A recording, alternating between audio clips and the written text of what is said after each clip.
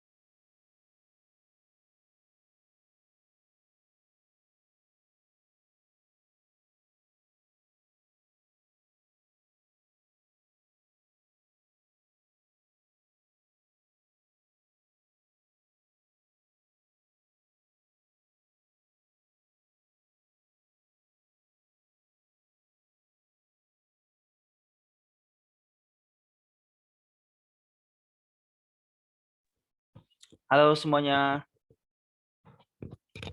Halo Pak, Ini yang tayang share screen-nya udah tayang belum? sudah Pak. Kak. Ya, tampilan share screen no loading kan ya? Iya, no loading. Oh iya ya benar-benar. Oke, kita sambil nunggu peserta yang lainnya. Nah, tadi sebelumnya udah pada ini belum? Tadi ini sebelumnya kelas atau masih jam kosong sebelum masuk kelas ini? Kelas, Kak. Oh, ada kelas juga ya. Oke.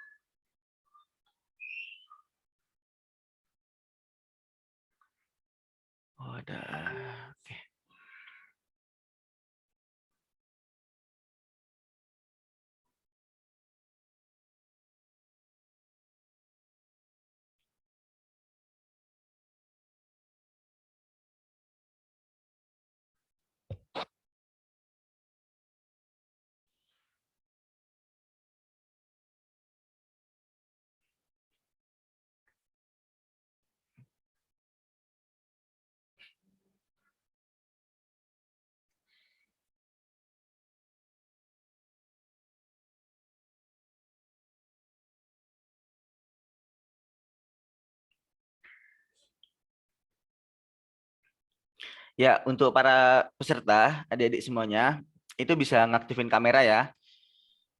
Nanti supaya apa sebelum kita mulai nanti bisa aktifin kameranya. Gimana yang sejauh ini udah belajar apa aja nih tentang konten kreatornya atau tentang video atau tentang hal semacamnya udah belajar apa aja nih? Pada semester berapa sih kalau boleh tahu?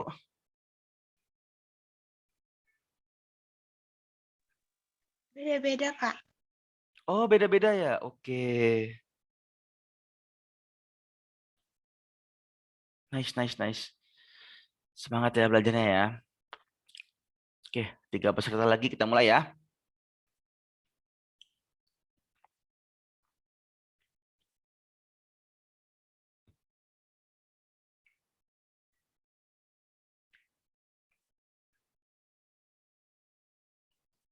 Sekali lagi ya untuk adik-adik sebelum kita mulai, nanti jangan lupa Terakhir diaktifkan KTP kameranya. itu dijak Pak dari jalan-jalan.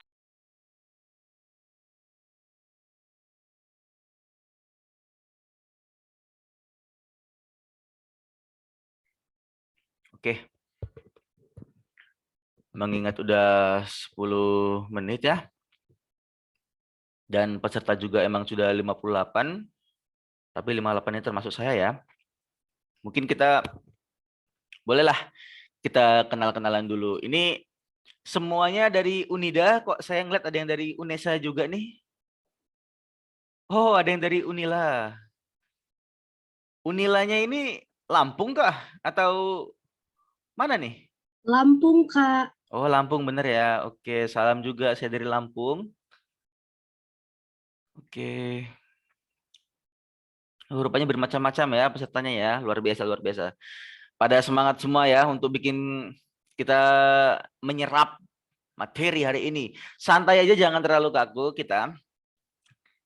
Nanti ini kita diskusinya modelnya juga tanya jawab sekalian, diskusi terbuka. Jadi untuk adik-adik jangan sungkan dan be hesitate untuk tanya-tanya lah. Nggak masalah, kita jojong-jojong aja.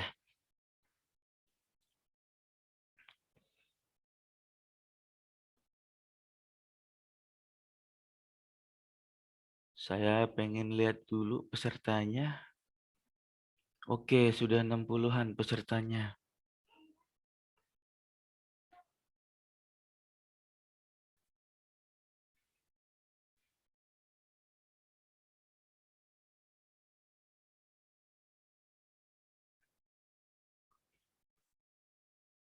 Saya screenshot bentar ya.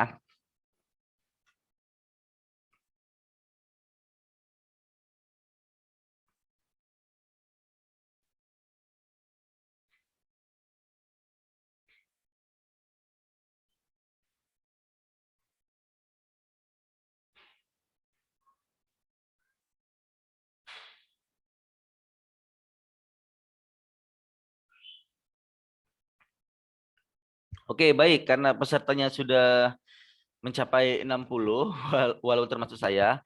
Kita langsung mulai saja. Bismillahirrahmanirrahim.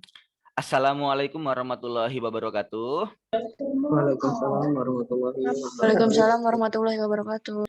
Baik, selamat datang para peserta dari berbagai macam universitas. Semoga kalian semua sehat semua ya. Dalam kondisi COVID kayak gini.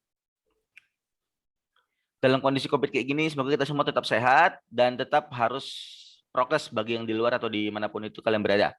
Kalian di rumah ya tetap jaga jarak lah, walaupun karena kan kalau keluarganya biasanya bisa dari keluar atau dari mana gitu ya. Mohon maaf Pak Cindy. Oke, izin off kamera. Oke, yang emang ada kendala emang tidak bisa dipersilakan. Nah, sekarang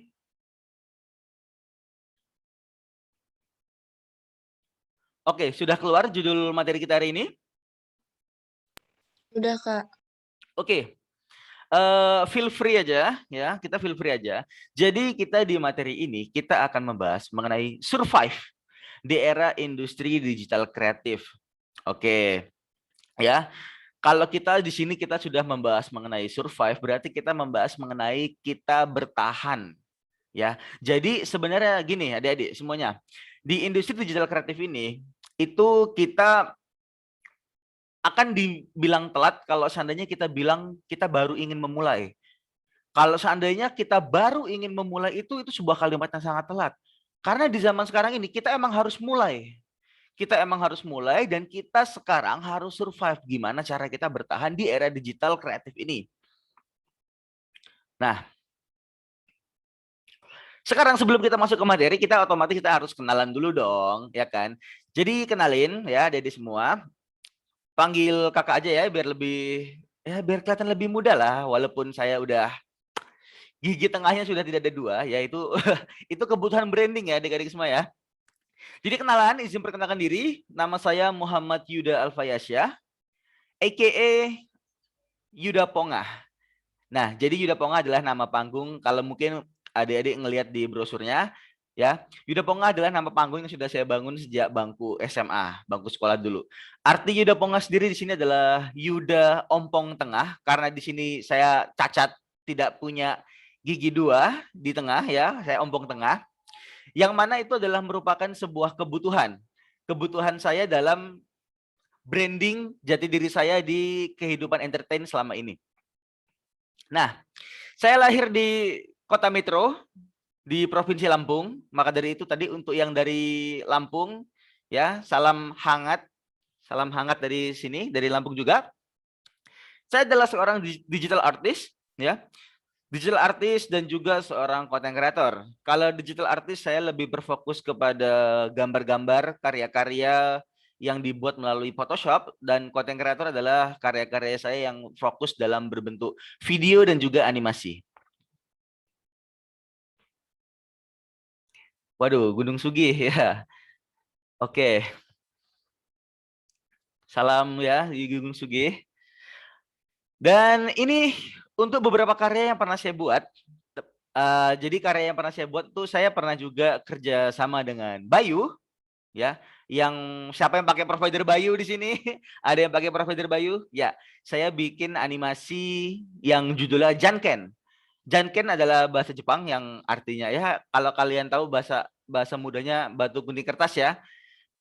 Batu gunting kertas, Janken. Jadi itu ceritanya tentang Janken ini dia kayak mau adu-aduan, kiranya kayak mau adu tinjuan. Padahal mereka tuh main batu gunting kertas. Dan itu bukan batu gunting kertas yang diadu sama mereka adalah kuota mana yang paling terbaik. Nah, kayak gitu. Kemudian beberapa karya yang pernah saya buat lagi itu ada animasi of Atlanesia. Kemudian ada animasi of Telkomsel. Ada promo ads Ojesa Lampung ya. Ojesa itu adalah ojek sahabat wanita yang drivernya itu ibu-ibu ya. Kemudian ada animasi berita itu kerjasama sama BKN. Dan kemudian promotional ads bersama Great Giant Food. Nah, itu adalah beberapa karya yang pernah saya bikin. Ada beberapa untuk teman-teman mau melihat detailnya atau lebih lengkapnya, itu bisa cek langsung ke sosial media saya, ada di Yuda Pongah. Yuda Pongah itu di Instagram ataupun di YouTube, semuanya sama. Dan kalau mau melihat project yang lain, itu teman-teman dapat mengakses link bit.ly/Yuda Porto. Oke? Itu adalah beberapa karya yang pernah saya buat.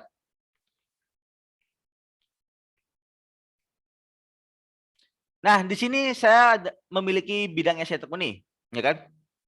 Bidang yang saya tekuni di sini adalah pertama matte and digital painting, itu lebih ke Photoshop, visual and video editing, script and copywriting, filmography and creative industry, dan sertifikasi lainnya. Sertifikasi lainnya ini saya termasuk ilustrator komersial, kemudian basic 3D, dan juga content creator ini termasuk content creator YouTube, content creator saya termasuk ikut sertifikasi waktu itu.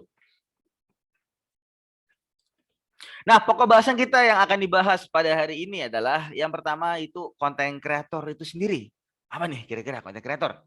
Kemudian platformnya, kemudian stereotype. Stereotype content creator zaman sekarang ini kayak mana sih? Ya kan? Kemudian checkpoint. Apa tuh checkpoint ini akan kita bahas, dari judulnya saja udah kayaknya udah apa nih? Kemudian ada community guideline, mental building, survive cycle, get your money. Wah, ini kalau udah bahas-bahas uang ini kayaknya bakal matanya berubah jadi hijau semua ya. Start initiating dan juga kesimpulan atau konklusi. Nah, sekarang langsung aja. Pokok bahasan kita yang pertama yaitu content creator. Oke. Kalau menurut Glints, content creator adalah orang-orang yang membuat materi atau konten yang memiliki nilai edukasi dan hiburan. Nah, materinya ini juga kelak disesuaikan dengan keinginan atau ketertarikan dari audiens atau target pasar kita. Lazimnya, content creator memakai banyak platform untuk menyebarkan konten mereka.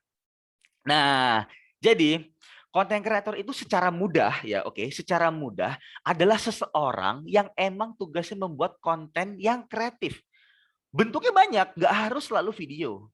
Bentuknya bisa berupa tulisan, bisa berupa, ya pastinya video ya, yang paling umum konten kreator itu melekatnya pada video. Tapi tidak selamanya itu. Bisa berupa tulisan, bisa berupa audio, musik, itu termasuk hasil kreatif kan? Dan juga hal-hal lainnya yang berbau-bau kreatif.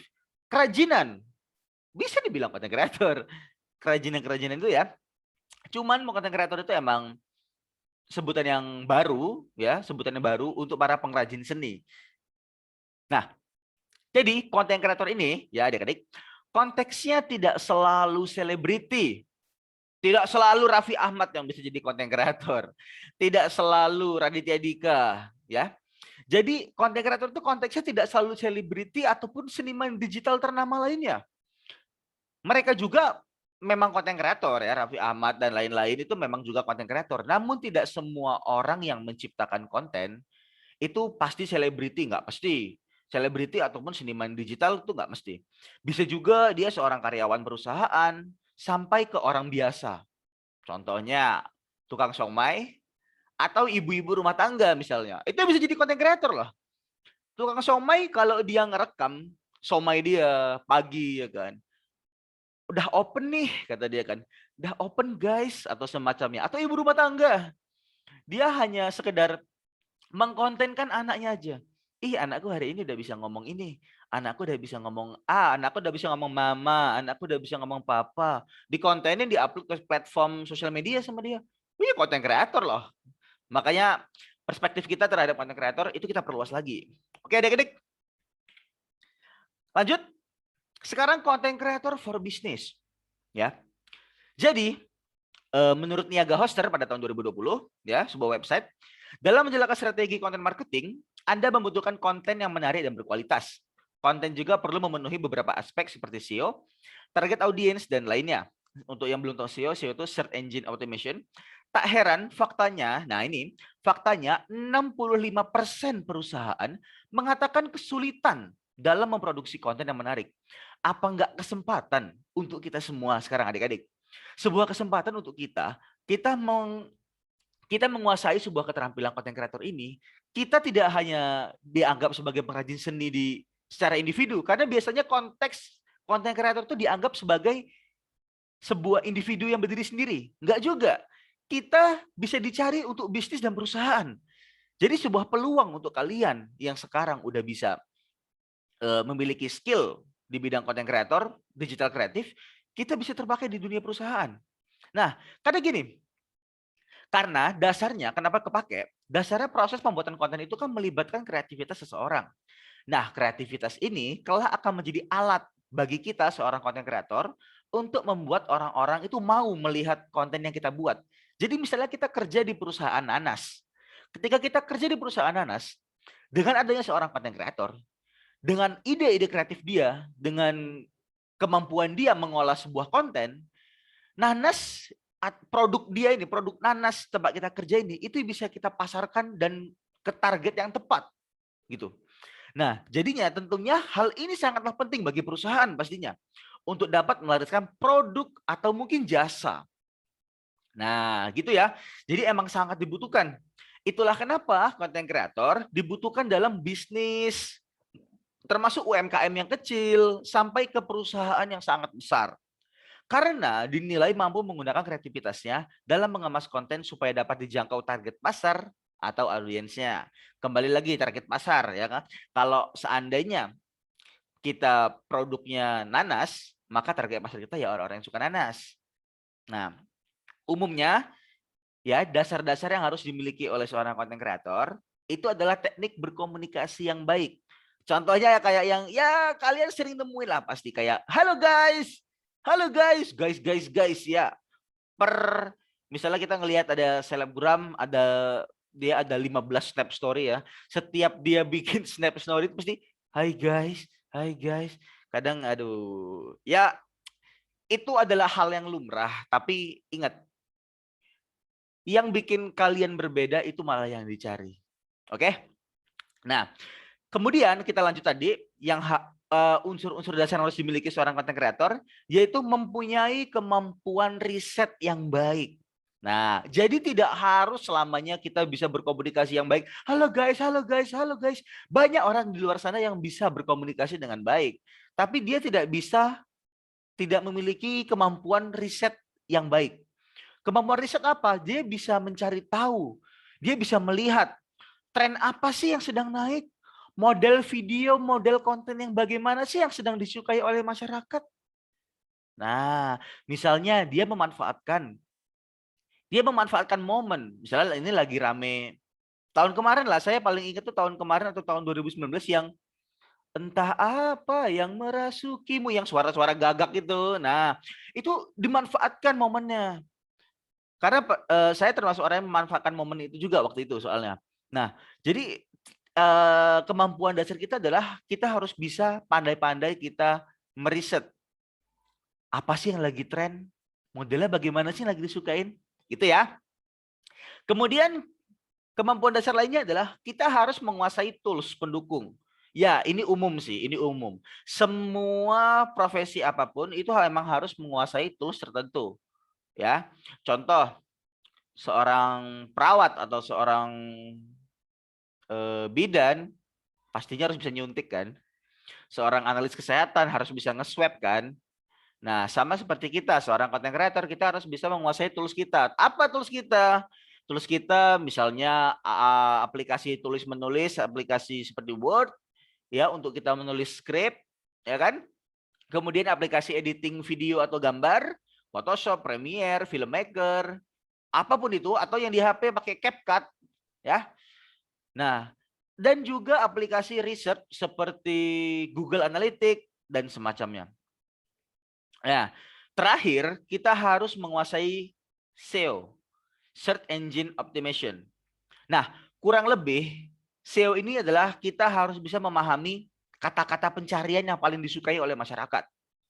Nah, seperti penulisan judul itu kita harus tepat supaya menarik dan dapat dijangkau oleh audiens kita. Contohnya gimana sih SEO itu?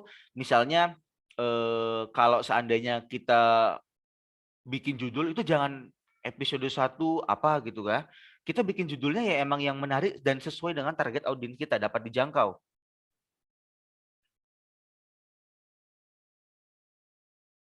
Oke, untuk Clara jaringan kalau yang jaringannya kurang mendukung ya saya percaya pada kalian cari solusi yang terbaik. Semangat. Oke, sekarang kita bahas mengenai platform content creator. Jadi teman-teman, adik-adik semuanya platform itu adalah sebuah tempat di mana content creator berkarya. Jadi ada content creator YouTube, ada content creator Instagram, content creator TikTok, bahkan konten kreator Facebook, bahkan untuk kita-kita yang individu biasanya ada konten kreator WhatsApp. Wow, tepuk tangan untuk konten kreator WhatsApp yang setiap hari bikin snap WA, tapi tujuan target pasarnya adalah orang-orang yang terdekat dia, yang menyimpan nomor dia. Itu dia target mereka, orang-orang yang menyimpan kontak. Itu konten kreator WhatsApp. Jangan salah, ada loh konten kreator WhatsApp yang terkadang tuh yang sifatnya aneh-aneh tuh pasti ada aja gitu loh.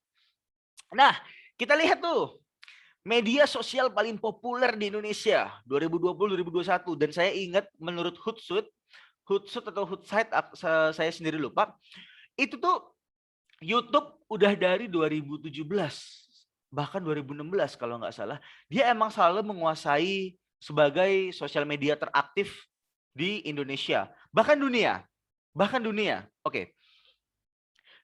Kita baca YouTube masih menjadi platform media sosial terpopuler di Indonesia. Angka pengguna mencapai 94% dengan rentang usia berada di kisaran 16 hingga 64 tahun. Angka tersebut dikutip oleh berita1.com berdasarkan survei yang dilakukan oleh GWI pada triwulan ketiga 2020. Nah, jadi dari data ini kita mengetahui bahwasannya YouTube itu bisa menjadi pilihan yang tepat untuk kita berkonten ya, kita sebuah platform yang tepat untuk kita membuat konten. Itulah kenapa nanti fokus survive kita ini akan saya lebih detailnya menjelaskannya ke YouTube. Tapi bukan berarti ketika saya menjelaskan YouTube itu tidak bisa diaplikasikan ke aplikasi lain. Bisa ya, ilmunya bisa diterapkan di aplikasi lain. Bisa di Instagram, bisa di TikTok, itu bisa diterapkan. Nah, sekarang kok nge-back? Oke. Sekarang kita bahas stereotype zaman dulu versus now. Stereotip konten kreator zaman dulu versus konten kreator zaman sekarang. Menurut kalian gimana stereotipnya, pola pikirnya? Nah, jadi gini. Perbandingan pola pikir kreator zaman dulu dengan kreator zaman sekarang, yaitu mengenai memulainya. Zaman dulu, itu seniman menggunakan YouTube, itu hanyalah sebagai wadah, tempat untuk menyimpan karya yang udah dibuat oleh seniman supaya dapat dinikmati. Contohnya saya sendiri. Saya memulai YouTube jujur pada tahun 2015, ya. Pada tahun 2015, pada saat itu saya itu emang suka bikin video dan saya emang meletakkannya di YouTube. Dan saya juga termasuk orang yang terinspire oleh Bayu Skak, ya, untuk bikin-bikin vlog, untuk bikin-bikin video-video semacamnya. Dan saya nggak pernah tahu kalau itu rupanya bisa mendapatkan uang. Jujur, saya orang yang nggak tahu kalau YouTube itu bisa menghasilkan uang. Saya termasuk orang yang telat lah gitu. Nah, kemudian zaman sekarang, biasanya orang-orang memulai YouTube karena emang fokus utamanya yang dicari adalah cuan. Gue pengen dapat uang tambahan nih, bikin YouTube kali ya, asik kali ya. Nah, jadi stereotipnya udah beda zaman sekarang ini. Karena gini, berita-berita mengenai YouTubers kaya itu sudah menyebar.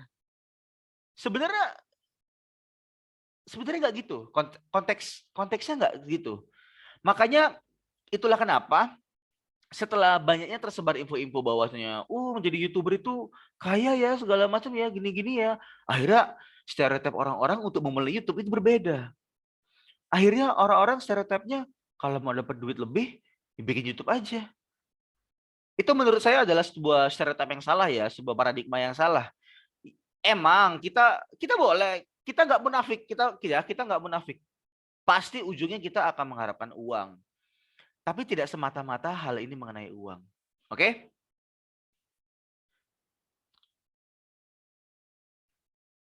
Nah, kemudian checkpoint. Nah, kenapa checkpoint? Ini kan checkpoint ini tentang diri saya. Ini sebagai contoh ya. Nah, checkpoint itu sebenarnya adalah titik tertentu yang merubah kehidupan seorang konten kreator. Ya. Tidak semerta-merta tentang konten kreator, ya. Checkpoint itu secara umum ya, yang checkpoint itu pokoknya sebuah titik tertentu yang merubah hidup seseorang, nggak harus konten kreator, ya. Sekarang saya contohkan, checkpoint anak-anak kuliah apa sih? Checkpoint anak-anak kuliah itu adalah wisuda. Ya. Karena apa? Setelah wisuda, kalian akan menemukan titik perubahan dalam hidup kalian. Apakah kalian akan menganggur? Apakah kalian akan bekerja? Ya. Itu yang dinamakan checkpoint, sebuah titik tertentu dalam merubah hidup seseorang. Nah, walaupun tadi saya bilang saya sudah bikin konten sudah sejak lama, sudah dari 2015, dan saya sudah aktif membuat aktif di bidang gambar ya, digital art, itu sudah dari tahun 2010-2009, udah lama. Tapi melihat checkpoint saya sendiri, saya itu mulainya 2017. Tuh, kalau adik-adik baca, 2017 saya adalah pembantu yang sangat semangat. Kenapa saya bilang pembantu? Ya kan? Karena pada saat itu saya masih aktif-aktifnya di 2017 itu, aktif-aktifnya gencar mengembangkan skill saya di lapangan, di kancah luas, di luar. Karena pada tahun-tahun sebelumnya skill film saya, skill-skill yang saya miliki itu hanya untuk kepentingan pribadi saya. Dan baru di 2017 saya mengeluarkan skill-skill ini untuk khalayak umum.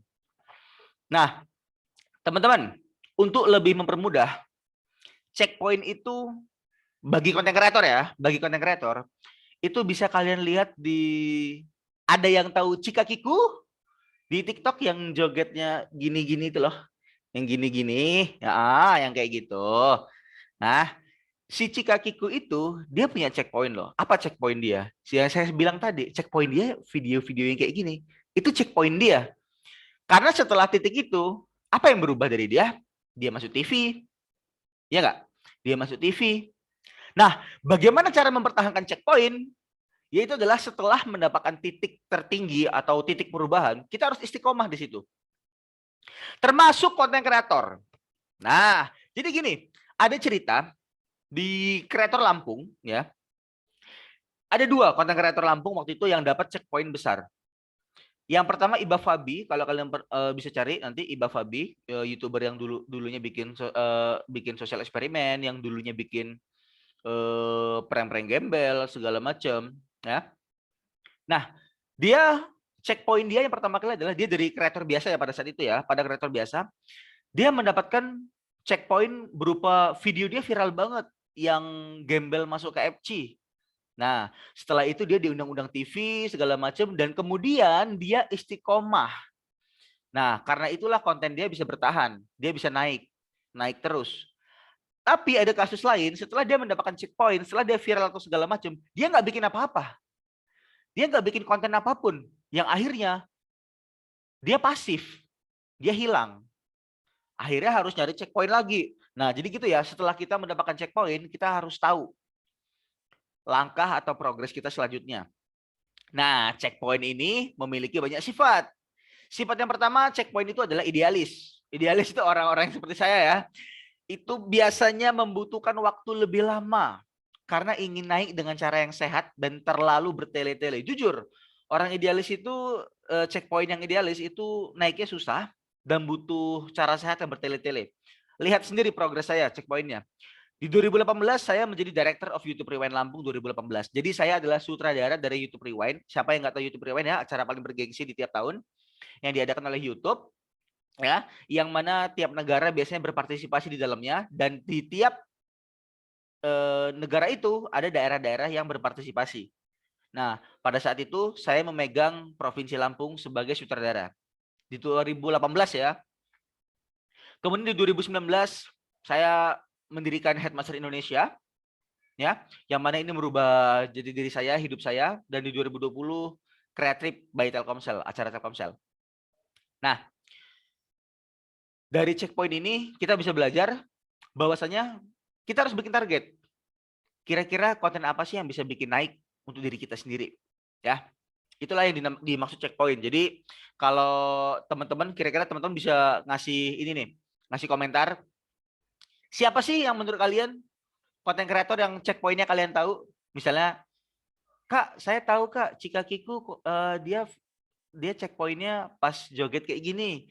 Atau misalnya, Kak, si Anji ya, Anji checkpointnya karena bikin lagu ini. Atau jangan-jangan kalian tahu Anji karena kasus doang. Nah, itu kalian bisa memikirkan sendiri checkpoint dari tiap seleb atau seniman digital lainnya ya. Sekarang kita bahas mengenai community guideline ya. Community guideline atau kita bilang komunitas. Pentingnya sebuah komunitas. Ya. Jadi, saya akan jelaskan kenapa komunitas di konten kreator itu sangat penting. Jadi gini, konten kreator yang lahir dari komunitas dan individu itu perlakuan etiknya beda banget loh. Jauh banget. Nah, ada dulu komunitas ya. Saya akan jelaskan. Kalau seorang konten kreator yang terlahir dari komunitas, dia akan dibimbing oleh seniornya. Bagaimana kita akan belajar etika, kita akan belajar etika itu ada banyak ya macamnya ya. Ada etika dalam berkonten, ada etika dalam bersosial, ada etika kita bertemu konten kreator lain. Itu semua ada etikanya. Ya kan? Nah, termasuk etika membuat tema konten. Etika dalam berkonten lah. Itu kalau kita melalui komunitas, kita akan dibimbing. Kalau dari kalian ada yang beralasan ini kayaknya nggak ada komunitasnya deh, cari dulu. Jujur saya dulu waktu di Lampung itu belum ada komunitasnya. Saya ke Palembang. Ya kan online sih pakai HP. Zaman sekarang kan sudah gampang. Yang penting kita punya parameter, kita punya pegangan. Kita tidak tersesat gitu kan. Karena kalau seandainya karena ada kasusnya nih. Karena ada kasusnya. Konten kreator yang terakhir individu. Biasanya konten kreator yang bikin konten-konten prank.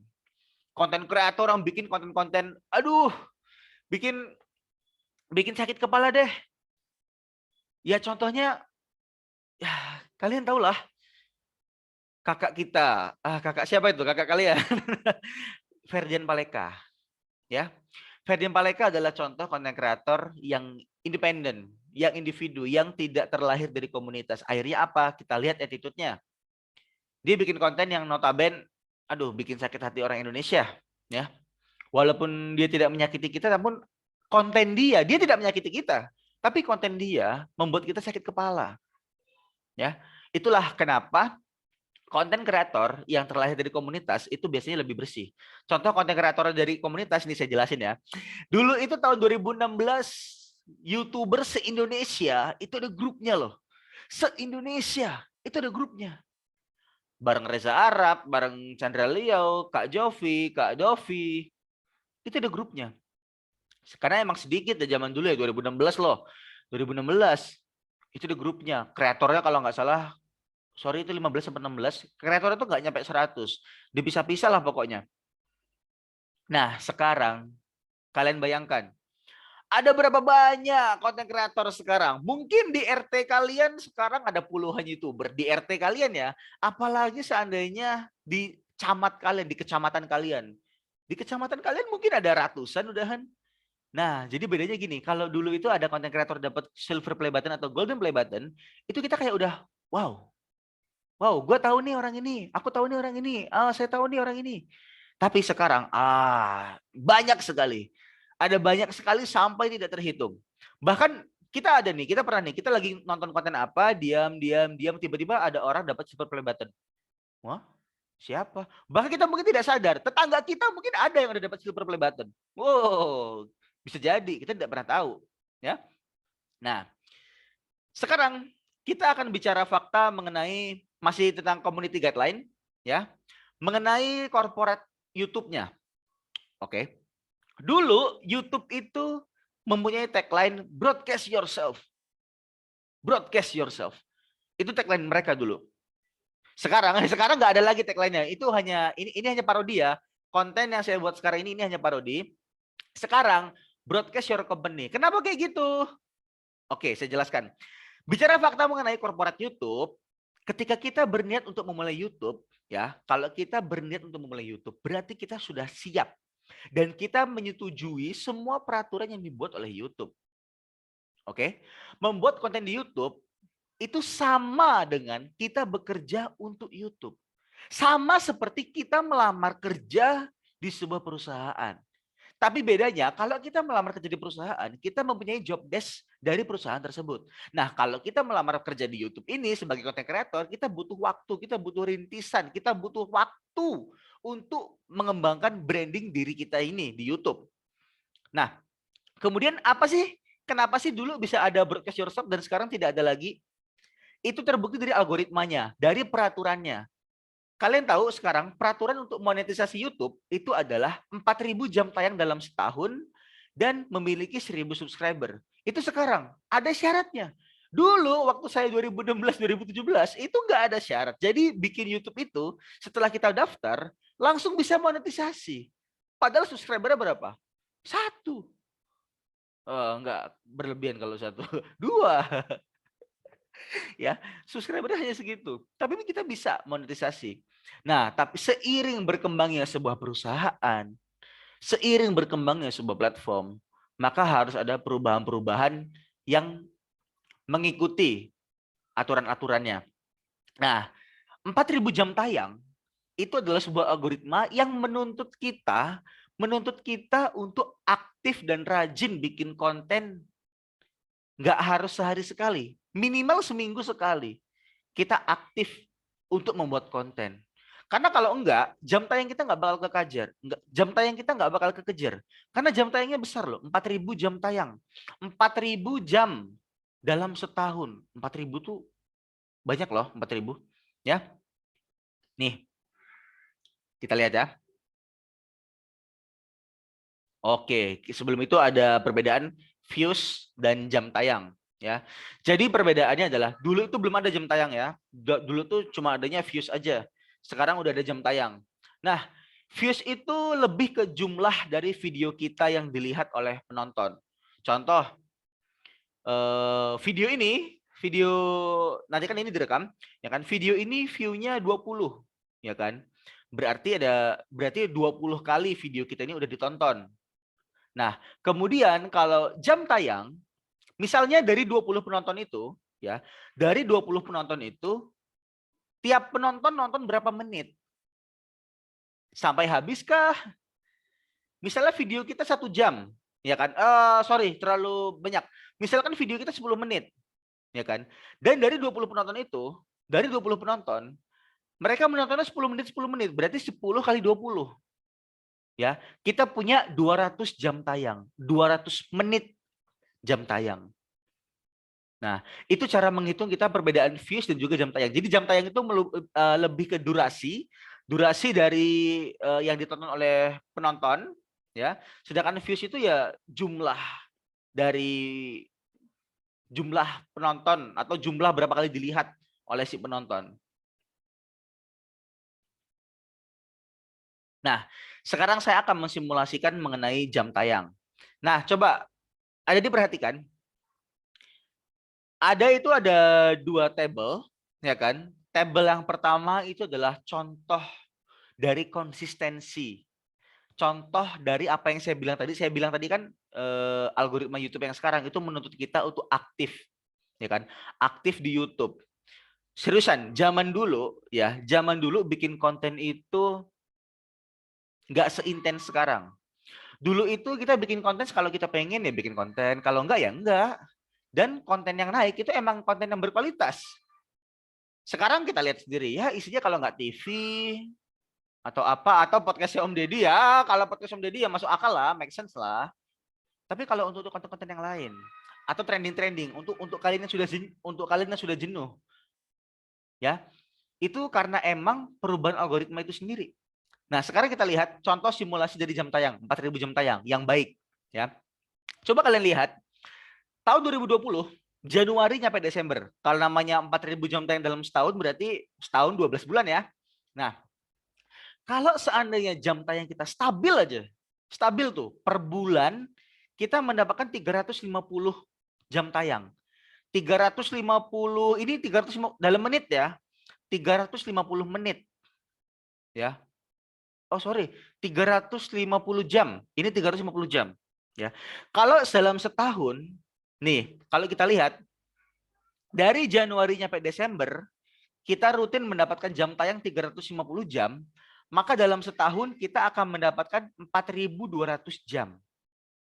Otomatis kita sudah bisa mengaktifkan monetisasi. Kita bisa mengaktifkan iklan di YouTube. Kalau seandainya kita rutin seperti ini.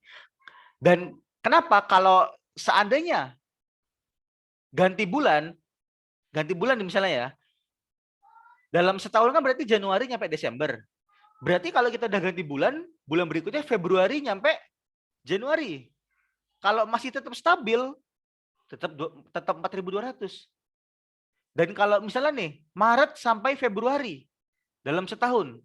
Kalau Februari kita dapat 350 jam tayang, masih stabil ya, stabil.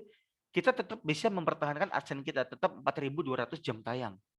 Sekarang kita lihat yang sebelahnya. Nih misalnya nih, tahun 2020 Januari jam tayangnya 4.000. Langsung 4.000 jam tayang, view-nya ada yang jutaan. Tapi bulan Februari kita lihat jam tayangnya 100, 20, 100, 50. Nih, kalau dalam setahun Januari sampai Desember, oke, kita dapat total jam tayang 4.700. Tapi kalau seandainya kita udah ganti bulan lagi, misalnya nih dalam setahun Maret sampai Februari, tuh kebetulan Maret sampai Februari jam tayang kita kalau di total dalam setahun itu nggak nyampe 4.000, cuma 600. Otomatis monetisasi kita hilang. Monetisasi kita hilang. Nah, itulah kenapa kita harus aktif menggunakan YouTube sekarang. Jam tayang itu emang bikin ribet ya. Oke. Nah, sekarang kita akan membahas mengenai mental building, pembangunan mental. Bagi adik-adik yang udah ingin memulai sebagai seorang content creator, sudah siapkah Anda sebagai content creator? Kita harus mempersiapkan mental dulu, ya. Mental apa sih harus dibangun dalam sebuah content creator? Yang pertama adalah how to talk, ya kan? Ini kurang ya, how to talk and listen. Ya, bagaimana kita berbicara dan bagaimana kita mendengarkan. Ya, kita harus bisa membedakan mana yang sifatnya kritik untuk membangun diri kita sendiri, mana yang sifatnya ujaran kebencian. Kita harus bisa bedain. Ketika kita membuat konten, ada kritik. Kita lihat, kritikkah itu? Ujaran kebencian kah itu? Kita harus bisa menyerapnya dengan baik. How to talk, bagaimana cara bicara kita, ya kan? Bicara kita yang baik, ya kan? Ada sih konten kreator toksik di luar sana, ada sih. Ada banyak konten kreator toksik di luar sana. Tapi sekarang gini, ini adalah salah satu visi saya, ya. Visi saya sebagai konten kreator yang bisa dibilang cukup lumayan lurus, ya. Itu adalah yang pertama, video itu kan sifatnya beredar di internet. Ketika sudah beredar di internet, jejak internet itu tidak bisa hilang loh. Sekali viral, itu akan terus ada. Sekarang bayangkan, ya, bayangkan seandainya kita bikin video prank, video yang tidak benar. Kemudian 20 tahun ke depan, aduh kelamaan, 10 tahun ke depan, ketika kalian sudah berkeluarga, anak kalian melihat, ini yang bikin prank wik-wik papa ya? Ini yang bikin prank wik-wik mama ya? Malu. Ya. Jadi samalah. Setiap apa yang akan kita lakukan, kita harus punya tanggung jawab. Tanggung jawab sebagai content creator adalah apa yang kita berikan. Oke? Itu ya, semangat. Kemudian kedua, mental building kita itu adalah teknik penyerapan informasi. Bagaimana teknik penyerapan kita? Kita harus bisa membedakan mana yang dikonsumsi dan mana yang tidak. Ya kan? Itu sama yang tadi ya, itu kurang lebih sama seperti yang bagaimana cara kita mendengar tadi. Nah, bagaimana cara kita menyerap, itu adalah kita harus bisa membedakan sebenarnya konten mana sih yang baik dan konten mana yang tidak. Kita harus tahu konten mana yang bisa kita jadikan referensi dan konten mana yang tidak bisa. Karena gini, bahayanya kita kalau kita tidak bisa menyerap informasi, ya teknik penyerapan kita jelek, itu bahaya banget. Contoh sekarang saya adalah orang yang tidak bisa menyerap informasi. Kemudian saya menonton Ferdian Paleka, yang notabene Ferdian Paleka adalah panutan saya, misalnya kan.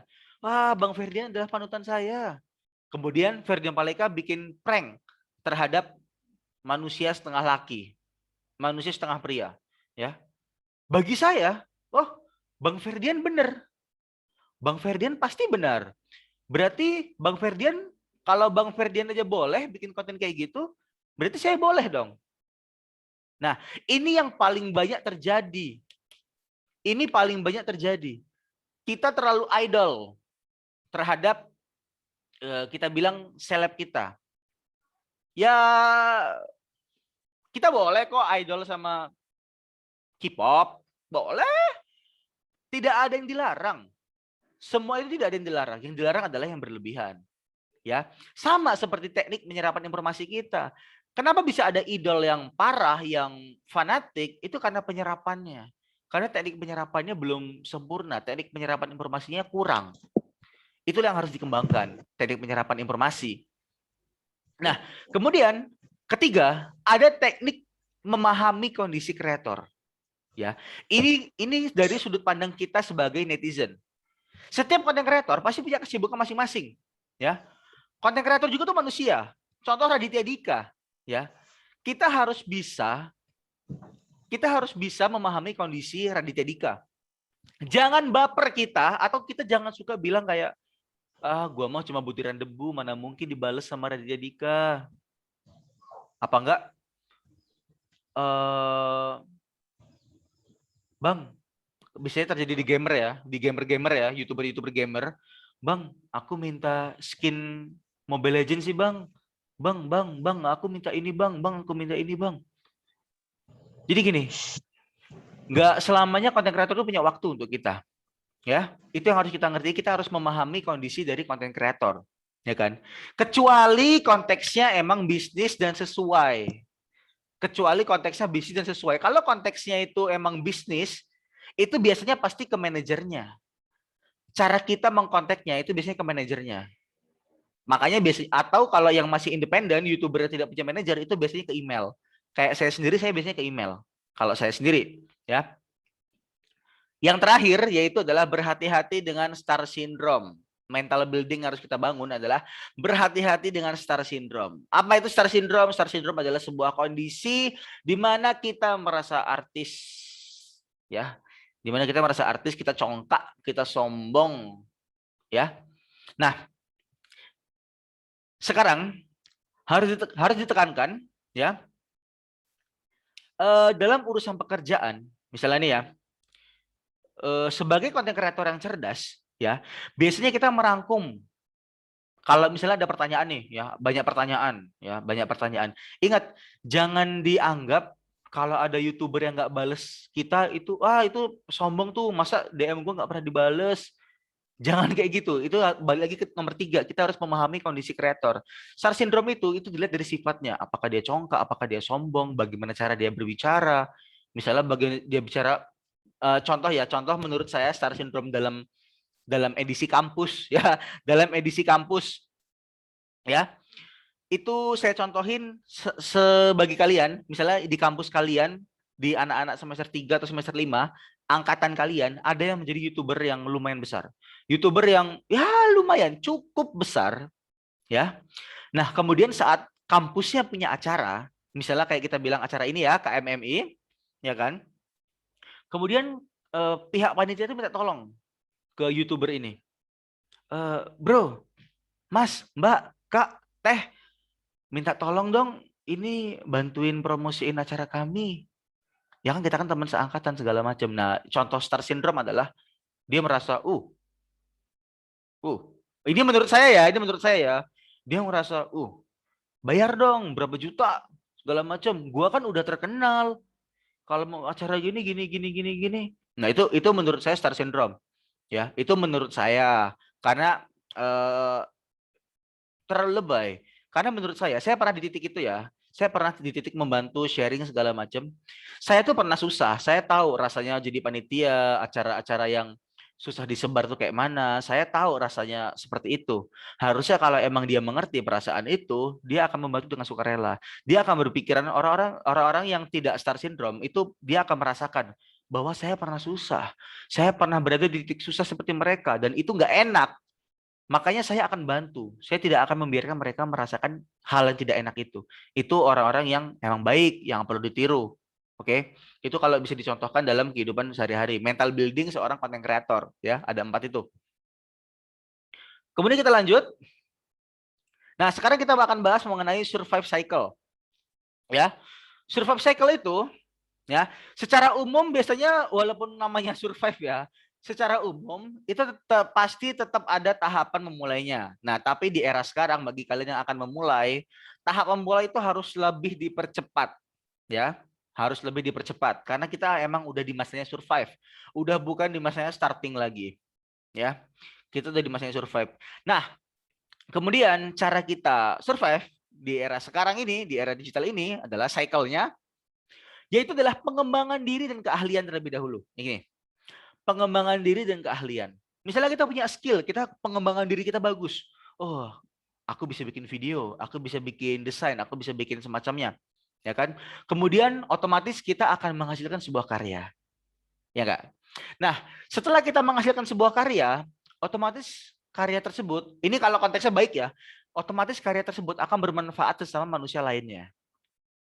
Contoh kayak film Bayuskek itu yang Yowis Band itu ya, apalagi untuk teman-teman yang di Pulau Jawa, Yowis Band itu dia itu kan mengangkat mengenai budayanya orang Jawa, ya kan? Kemudian mengangkat tentang anak muda, mengangkat tentang pendidikan. Itu kan sebuah video, sebuah film yang emang bermanfaat untuk orang yang menontonnya.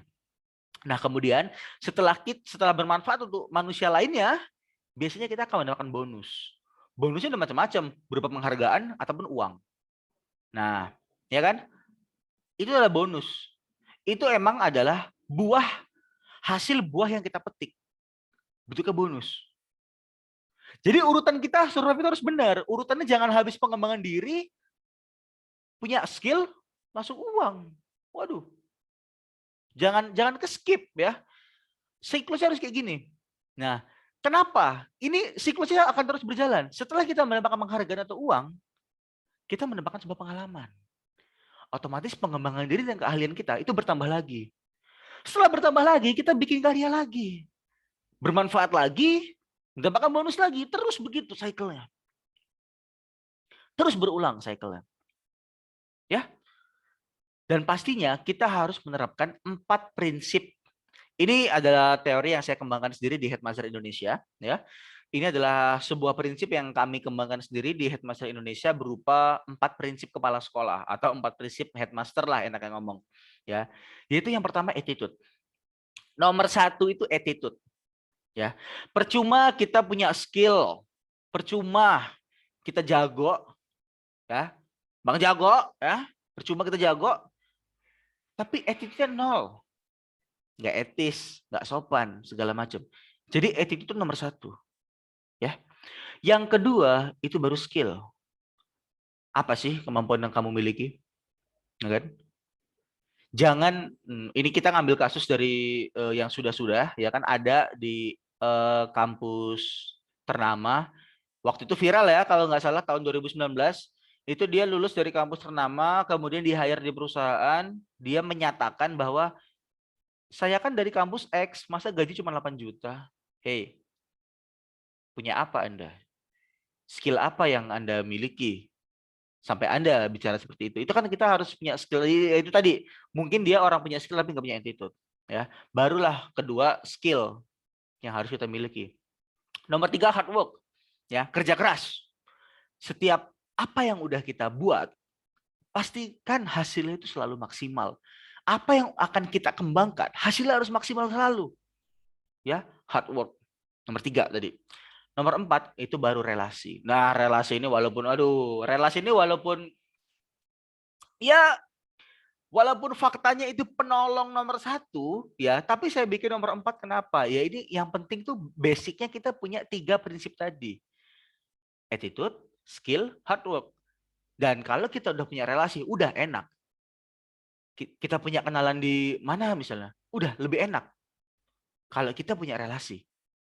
Itulah pentingnya relasi, ya. Dari keempat itu tadi, kita mau project kemana atau apa, itu lebih mudah. Kita project apa dan kemana itu lebih mudah dengan adanya relasi. 4 prinsip tadi ini kita kuatkan dan jadi kita menjalankan survive cycle ini, ya, kita menjalankan survive cycle ini dengan 4 prinsip tadi.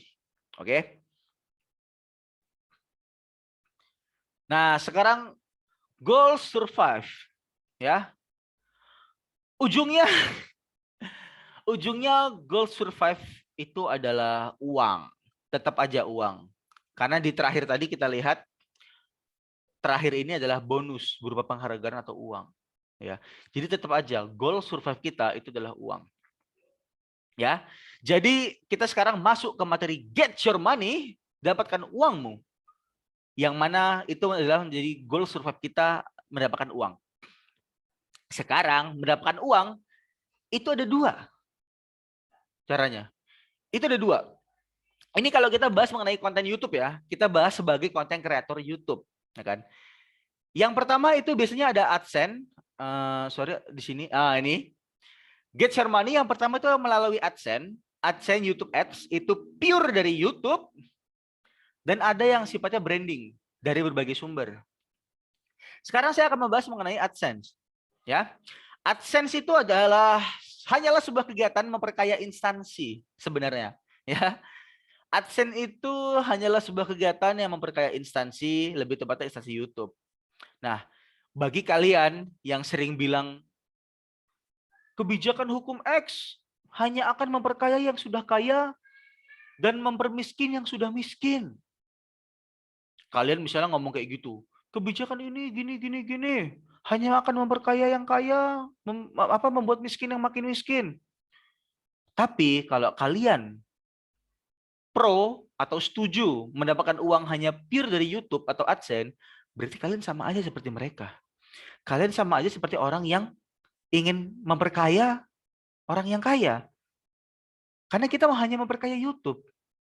Kalau kita pure hanya mendapatkan pure dari AdSense saja. Sekarang mari kita bahas dari awal. Untuk bisa mendapatkan AdSense, kita harus menjadi YouTube partner, YouTubers, ya. YouTubers adalah kepanjangan dari YouTube partner. Jadi kalau di luar sana ada orang yang bilang dirinya YouTuber, sedangkan dia tidak punya iklan, dia nggak punya, dia belum monetisasi, Anda tidak bisa disebut sebagai YouTubers karena YouTubers adalah YouTube partner, orang yang sudah berpartner dengan YouTube melalui AdSense. Oke? Termasuk saya. Saya sekarang bukan YouTuber lagi. Saya sekarang bukan YouTuber lagi ya. Saya sekarang bukan YouTuber, berarti saya tidak berpartner dengan YouTube lagi. Tapi kalau ditanya 2017, 2018, saya berpartner oleh YouTube. Nah, jadi gitu. Ya kan? Nah, jadi saya itu bisanya lebih tepat disebut sebagai orang yang berkarya atau konten kreator yang memanfaatkan YouTube, platform YouTube sebagai katalognya. Itu adalah saya. Nah, itulah mengapa saya menyarankan kepada kalian semua, adik-adik semua, jangan terlalu mengharapkan dan mengutamakan pendapatanmu melalui YouTube AdSense. Karena apabila amit-amit, ya, misal YouTube udah tidak ada di Indonesia lagi, bukan YouTube hilang ya, YouTube tidak ada di Indonesia lagi, dan kalau pendapatan kita hanya dari YouTube, pendapatan utama kita bisa hilang begitu saja. Itulah kenapa sekarang saya menyarankan cara yang kedua, cara yang saya lakukan yaitu branding dari berbagai sumber. Nah, ada YouTuber yang kalian perhatikan, ada yang dia jualan merchandise, dia jualan kaos, itu adalah salah satu cara mereka membranding diri mereka sendiri. Mereka jualan kaos, mereka mempertahankan banyak jualan mereka, ya kan? Ini adalah sebuah metode ya. Branding adalah sebuah metode memanfaatkan YouTube sebagai ladang katalog kamu. Pendapatan branding biasanya lebih besar, ya. Contoh, apabila menggunakan metode AdSense ya, kita kan mendapatkan uang dari YouTube, yang mana uang YouTube itu juga dapat dari pengiklan loh. Iya loh. Uang YouTube itu dapatnya gini, sistemnya ya. Misalnya Gojek bayar YouTube 1 juta, ya Allah kecil banget. Itu misalnya aja ya. Gojek ngasih YouTube 1 juta, ya kan? Nah, YouTube ngambil 45% dan YouTuber mendapat 55%, ya kan? Jadi dibagi lagi. Itu kalau sistemnya AdSense, ya kan? Nah, tapi beda konteksnya apabila kita punya branding sendiri. Beda konteksnya kalau Gojek, karena kita punya branding ya, Gojek datang ke kita sendiri. Gojek memberi 1 juta ke kita secara cuma-cuma daripada dikasih ke YouTube melalui YouTube. Nah, itulah pentingnya punya branding. Nah, kerjasama ini lebih sering kalian dengar dengan istilah endorse. Ya. Jadi endorse adalah sebuah bentuk kerjasama dari seorang content creator dengan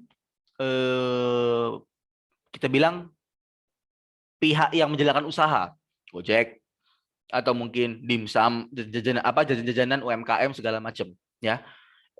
Endorse. Nah, ada lagi yang memanfaatkan YouTube sebagai ladang berjualan, ya. Seperti biasanya ada YouTube review, YouTube bahas tentang HP, YouTube bahas teknologi segala macam. Itu biasanya menjual produk itu juga. Ada di deskripsinya atau segala macam. Itu ada banyak teknik cara memanfaatkan YouTube. Jadi walaupun tidak mendapatkan dari AdSense, tapi dia memanfaatkan YouTube sebagai katalognya.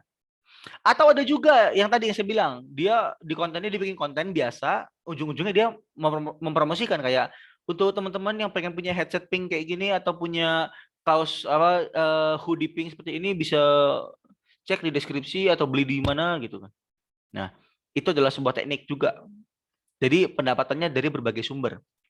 Nah, dalam kasus lain, seperti yang saya lakukan saat ini, saya itu termasuk seorang content creator memanfaatkan platform YouTube yang tadi saya udah jelasin ya, sebagai ladang katalog jasa saya. Jadi apa yang pernah saya buat, proyek-proyek saya itu saya taruh di YouTube itu sebagai portofolio, ya kan? Yang mana saya gunakan untuk mendapatkan klien yang tertarik dengan video saya. Hingga akhirnya gara-gara saya meletakkan video-video saya di YouTube, dari situlah saya mendapatkan klien dan bekerja sama dengan beberapa perusahaan besar dari instansi pemerintah, BUMN ataupun swasta. Nah, jadi teman-teman adik-adik bisa menilai sendiri. apa? Gimana yang baiknya? Apakah mau pure dari YouTube aja, ataukah branding aja, ataukah mau keduanya? Semua bergantung dari diri kalian sendiri. Nah, sekarang start initiating your project, ya. Memulai project. Nah, memulai project ini biasanya ada 3 tahapan, ya. Sebagai content creator ya, sebagai content creator. Yang pertama itu adalah tahap praproduksi, yang kedua tahap produksi, dan tahap post produksi. Ini teman-teman kita harus mengenal. Secara dasar, content creator itu pasti umumnya bentuknya 3 tahap ini: praproduksi, produksi, dan post produksi. Praproduksi itu biasanya adalah sebuah tahapan sebelum produksi yang dimana kita brainstorming, kita mengolah bahan-bahan untuk dapat kita jadikan konten nantinya.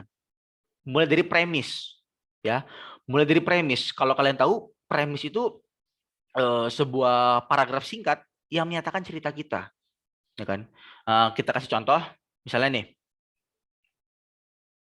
dalam premis, ini saya ada contoh premis. Nah, rumus premis itu adalah tokoh plus tujuan plus halangan, ya. Contoh premis nih. Bolang ingin menjadi programmer dan membanggakan kedua orang tuanya. Namun pada semester 3, ia harus membiayai seluruh hidupnya sendiri karena kedua orang tuanya telah meninggal dunia. Premis tuh, premis. Ya, sebuah paragraf singkat, ya kan?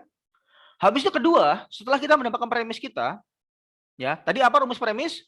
Rumus premis adalah tokoh plus tujuan, plus halangan. Ya. 3 ini kemudian diinovasikan. Ya. Contohnya tadi, ya, Bolang ingin menjadi programmer. Jadi Bolang adalah tokohnya. Tujuannya dia ingin menjadi programmer dan membanggakan kedua orang tuanya. Halangannya apa? Pada semester 3 ia harus membiayai seluruh hidupnya sendiri karena kedua orang tuanya telah meninggal. Ya. Dan tingkatan premis itu kalau dari kami dari prinsip atau metode yang kami kembangkan di Headmaster itu ada 3: maklum, unik, dan gila. Pengembangan premis itu. Contohnya maklum itu udah banyak, ya. Maklum itu adalah sebuah premis yang udah banyak. Contoh, Bolang bercita-cita menjadi karyawan. Bolang bercita-cita bekerja di sebuah perusahaan ternama, tapi ia tidak diterima kuliah dan harus membantu orang tuanya di rumah. Banyak. Iya, udah banyak kayak gitu, banyak. Apa enggak Bolang bercita-cita menjadi PNS, tapi tidak diterima karena kurang rajin belajar. Banyak. Yang kedua, unik. Unik itu masih berkaitan, ya. Yang seperti saya bilang tadi, Bolang mau jadi programmer tapi dia di semester 3 orang tuanya meninggal. Itu termasuk unik, ya. Karena kita menggambarkan gimana sih struggle-nya si Bolang nanti menjalani hidupnya ketika orang tuanya nggak ada tapi masih pengen jadi programmer itu gimana. Ya, itu unik. Kemudian gila. Gimana tahapan yang gila? Contoh premis yang gila. Bolang, anak cerdas yang ingin menjadi programmer. Namun, ia terbunuh dalam perampokan dan bangkit kembali untuk mengejar impiannya dengan merasuki anak yang bodoh. Boom. Oke, boom tuh kan. Sebuah premis yang di luar kepala. Dia anak yang cerdas, mau jadi programmer, tapi terbunuh dalam perampokan. Dia bangkit kembali mengejar impiannya dengan merasuki anak yang bodoh.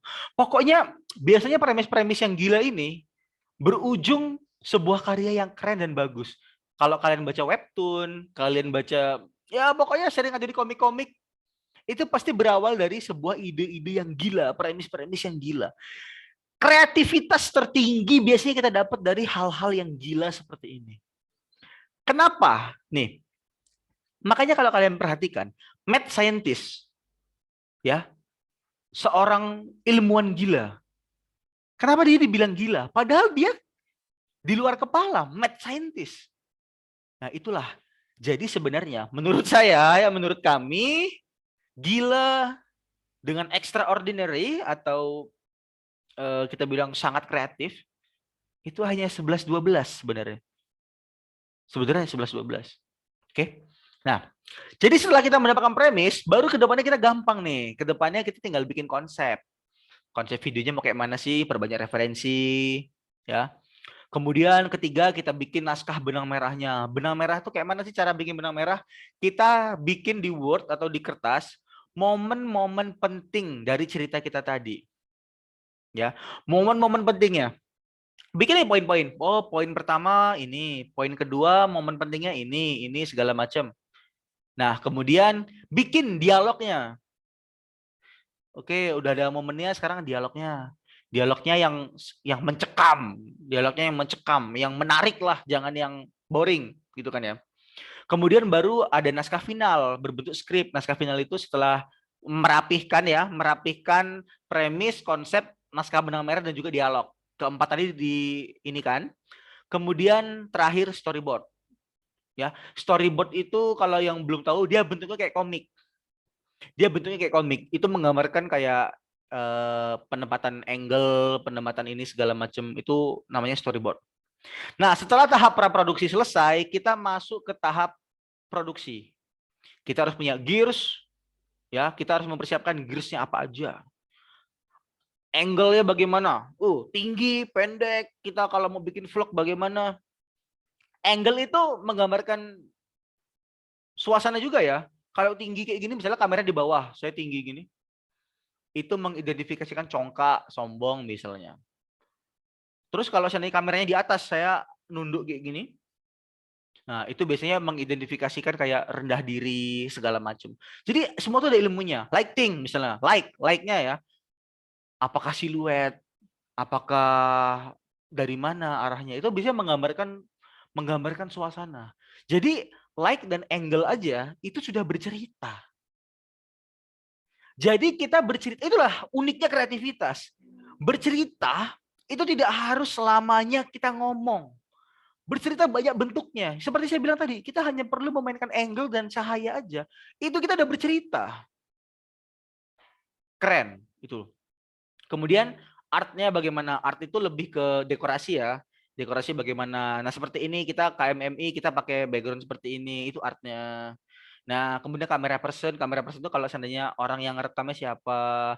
Kemudian director itu bagaimana kita menggarap sebuah proyeknya. Bagaimana maksudnya director itu memastikan bahwasanya project yang sedang kita produksi ini itu emang sesuai dengan praproduksinya. Jadi tidak lepas dari kiblatnya, istilahnya seperti itu. Kemudian tahap paling terakhir dari seorang content creator itu adalah post produksi, yaitu ngedit. Ya.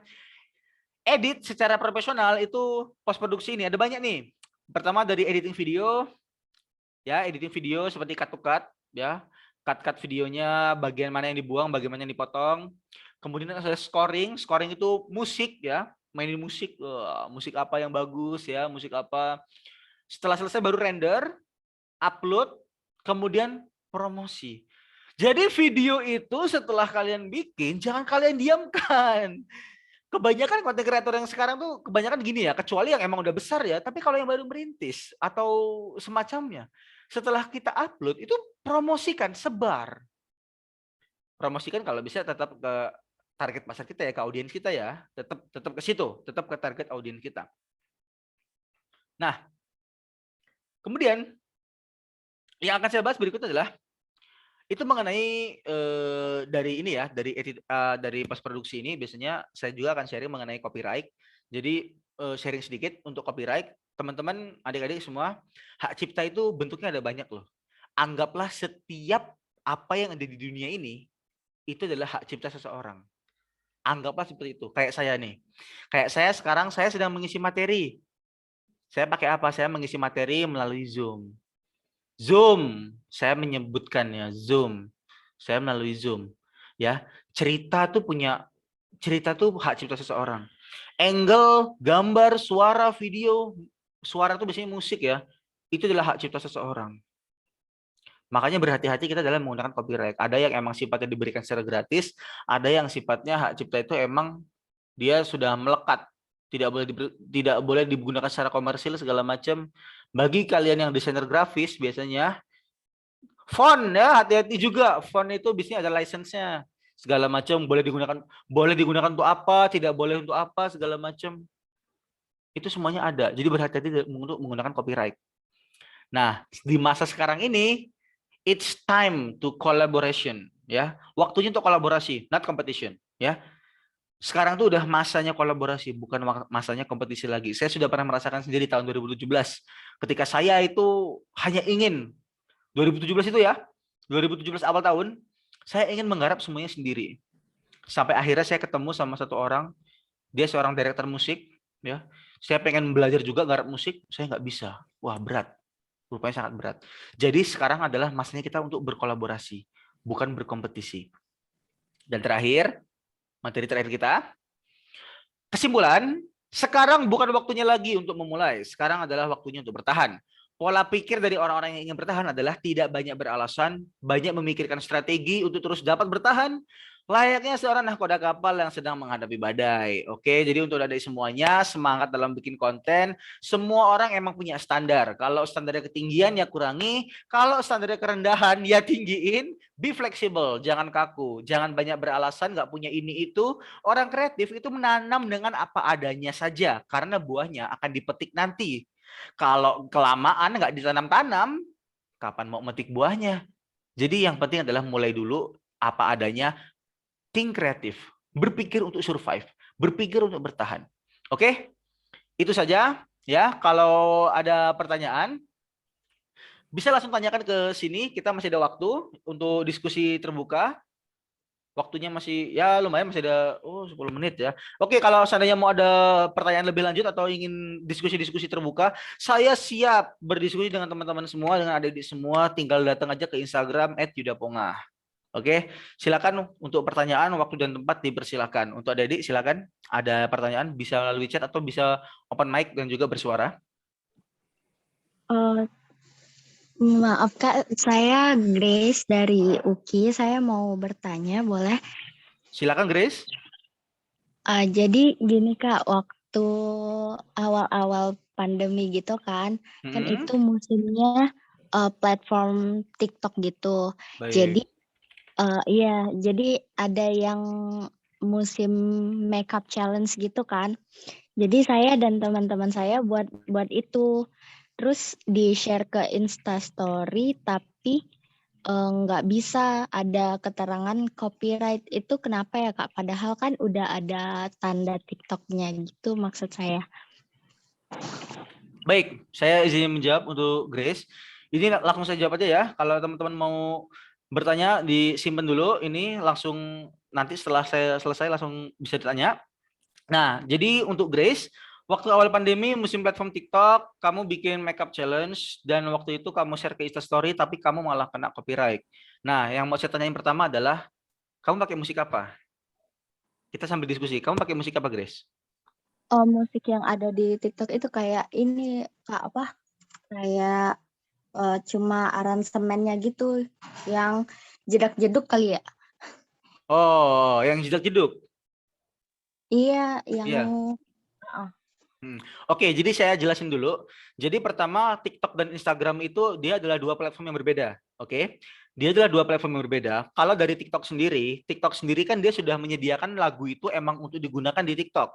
Oke, bisa jadi yang pertama, kemungkinan pertama bisa jadi TikTok itu tidak menerima atau memiliki algoritma yang berbeda dari si Instagram, Instastory memiliki algoritma yang berbeda dari TikTok. Jadi dia tidak bisa menerima lagu yang dari TikTok.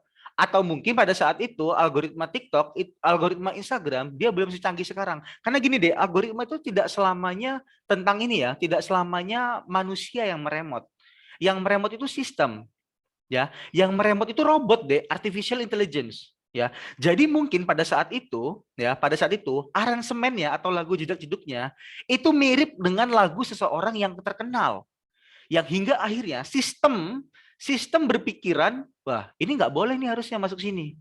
Nah, jadi ada banyak kemungkinan kenapa konten kita bisa terkena hak copyright.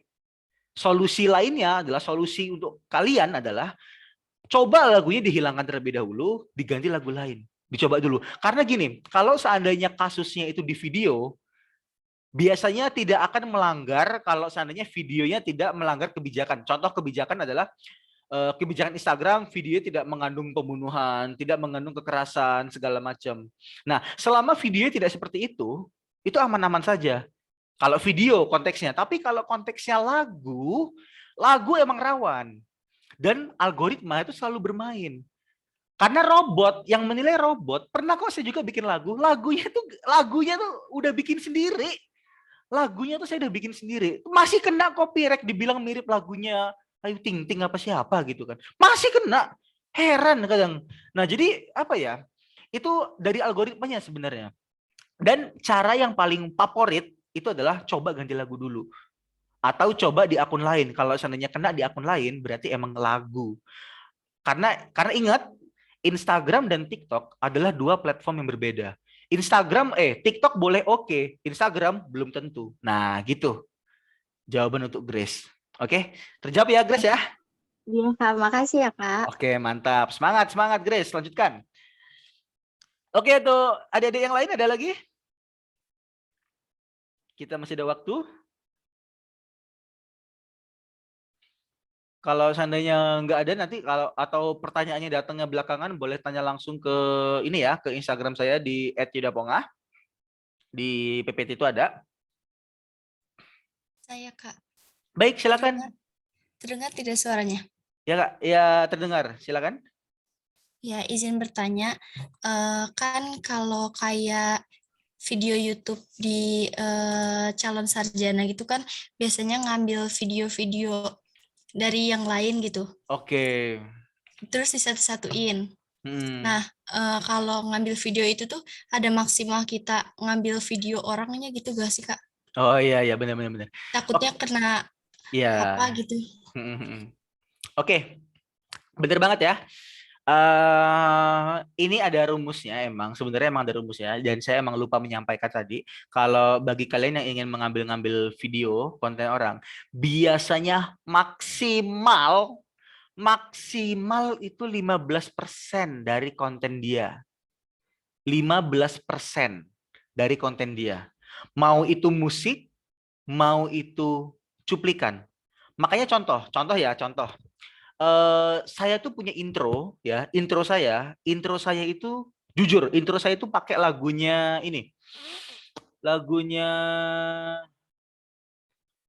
yang saya lupa, saya sendiri lupa. Pokoknya saya pakai lagu orang, pakai lagu artis ya. Saya pakai lagu artis, aransemen depannya saya ambil 6 detik. 6 detik tapi saya tambahin lagi. Jadi itu saya ambil aransemennya, terus saya tambahin lagi, saya permanis lagi lah enaknya. Saya tambahin lagi, saya tambahin drum lagi, duk, saya tambah lagi. Jadi walaupun itu punya orang, ya kan, tapi sudah di-upgrade sendiri dan durasinya cuma 6 detik, kurang dari 15%. Bahkan kurang dari 15%. Dikit banget. Jadi itu saya nggak kena copyright karena udah saya edit lagi. Dan untuk pertanyaan dari Rizka, calon sarjana itu, dia tadi asal tidak melebihi 15% untuk video-video yang dia ambil. Dan bakal lebih bagus lagi kalau kita mencantumkan sumber. Kalau saya bikin konten-konten yang disatu-satuin, saya masih menerangkan sumber. Ya kan? Tapi kalau untuk calon sarjana, kenapa calon sarjana itu terkadang tidak menampilkan sumber? Karena biasanya dia mengambil bahan videonya tuh dari luar negeri. Nah, yang notaben ya, penonton Indonesia itu tidak sampai ke luar negeri.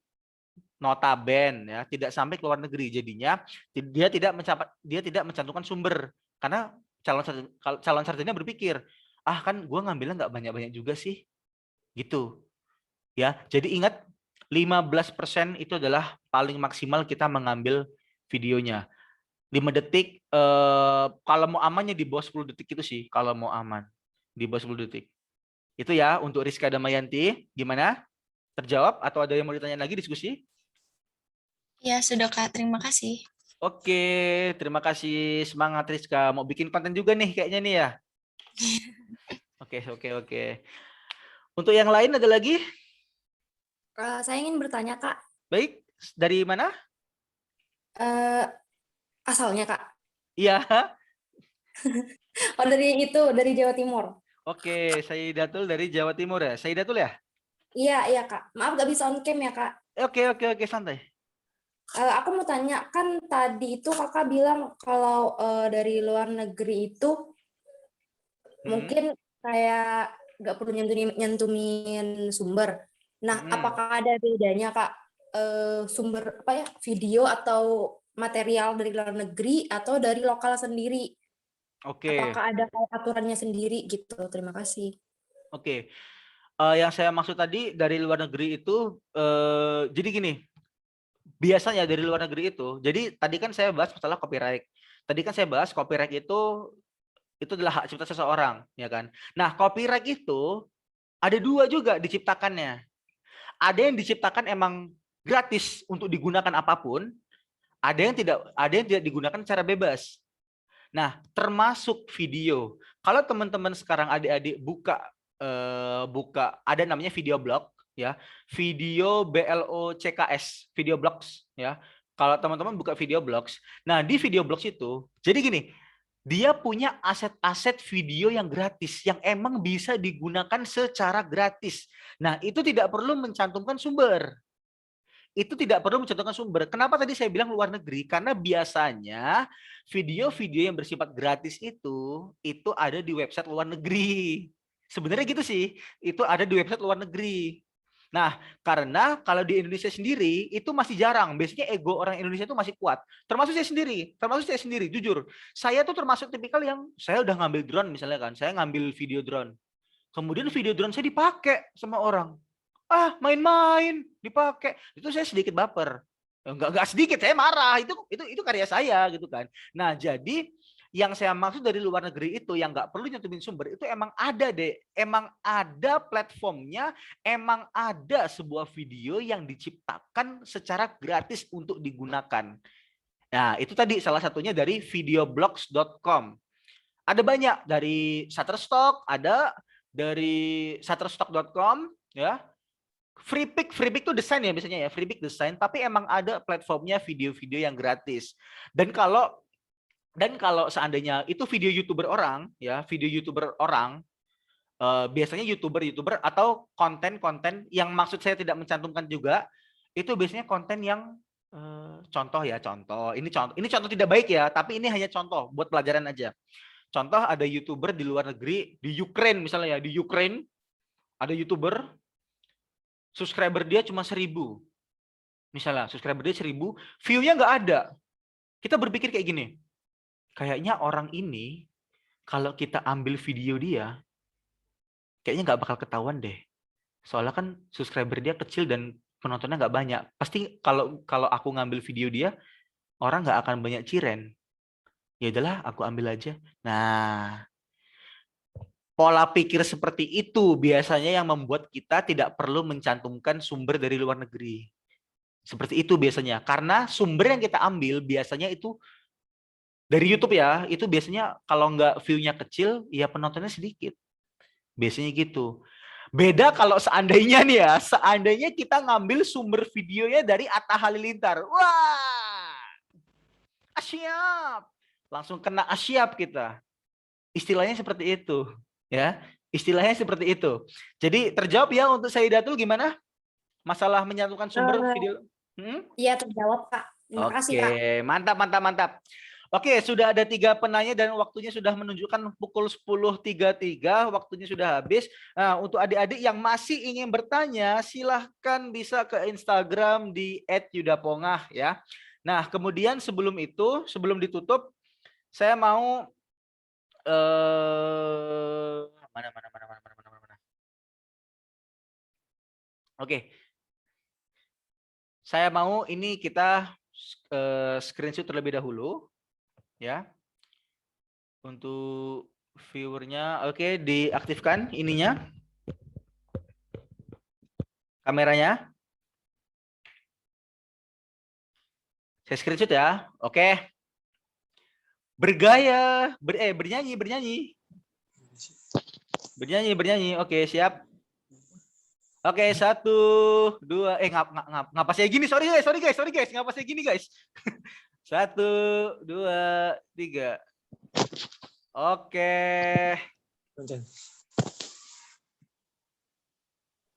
Baik, terima kasih untuk adik-adik ya. Kalau masih ada yang mau ditanyakan, silakan langsung ke Instagram aja. Semoga lancar kelasnya, semoga ini. Dan ini tadi dapat info juga. Insya Allah kita tidak, kalian tidak ada tugas. Jadi untuk yang hari ini tidak ada tugas, insya Allah. Dan semangat belajarnya untuk kalian. Apabila ada salah kata, saya mohon maaf ya. Dan jangan lupa silaturahminya ya untuk teman-teman. Wah, keren-keren ini ada dari bermacam-macam univnya. Keren. Yang dari Unila salam hangat ya, yang dari Lampung juga salam hangat untuk semuanya, sehat-sehat selalu, jaga kesehatan, terus berkreasi, tetap semangat, dan mohon maaf apabila ada salah kata, saya mohon ampun. Wabillahi taufiq wal hidayah. Wassalamualaikum warahmatullahi wabarakatuh. Waalaikumsalam warahmatullahi wabarakatuh. Makasih, Kak. Iya, terima kasih. Terima kasih, Kak. Tur nuhun, Kak. Oke.